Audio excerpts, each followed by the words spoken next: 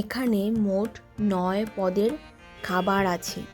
লাল শাক ভাজা, মিষ্টি কুমড়া ভাজা, আলু ভর্তা, চিংড়ি মাছ দিয়ে কচুর শাক, মুরগির মাংসের ঝোল, বাঁধাকপির ঘন্ট, পাঁচমিশালি সবজি, পেঁপে দিয়ে মুগ ডাল ও টমেটোর চাটনি।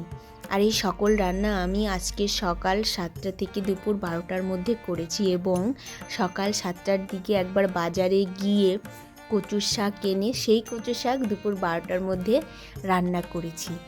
কালকে এক দিদি ফোন করে বলল যে আজকে দুপুরে ২ প্লেট ভেজ থালি, তার সাথে চিংড়ি মাছ দিয়ে কচুর শাক আর স্পেশাল আমাদের বাংলাদেশের আলু ভর্তা নেবে। আমিও তাকে হ্যাঁ বলেছিলাম।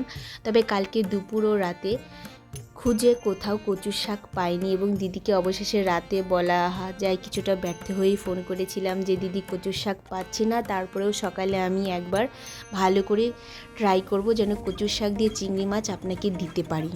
তখন দিদি বলেছিল কচুর শাকটাই বিশেষ করে প্রেফার করেছি তার জন্য, বাকি খাবারগুলো কারণ ওনার হাজবেন্ড নন বেঙ্গলি, দিদি এদেশীয়, বলে তোমাদের এই বাংলাদেশি মানে বাঙালি খাবারের ওপর খুব একটা টান আছে, সেখান থেকে আর কি অর্ডারগুলো করা। তো কচুর শাকটা হলে বেশ ভালো লাগতো। তখন আমি দিদিকে বলি যে আমি আমার সর্বোচ্চ দিয়ে চেষ্টা করব কচুর শাক চিংড়ি মাছ দিয়ে যেন আপনাকে দিতে পারি। তবে সেই কচুর শাক পাই, চিংড়ি মাছ দিয়ে রান্না করি এবং সকল রান্না সঠিক সময়ে দিদিকে সরবরাহ করতে পেরেছি। পরিশ্রম হয়েছে, তবে সফলতা আস্তে আস্তে পাবো।